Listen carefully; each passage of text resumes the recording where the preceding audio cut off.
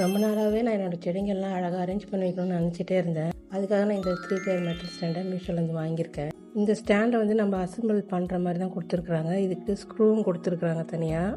இது அசெம்பிள் பண்ணுறது ரொம்ப கஷ்டம்லாம் இல்லை, ஈஸியாகவே நம்ம பண்ணிடலாம். ஸ்டாண்ட் மெட்டீரியல் நல்லா வந்து ஸ்ட்ராங்காகவும் இருக்குது, நல்லா இருக்குது, குவாலிட்டியாக இருக்குது. பெயிண்டிங் ஃபினிஷிங் எல்லாமே நல்லா இருக்குது. இந்த ஸ்டாண்ட் இப்போ ரெடி ஆகிடுச்சு.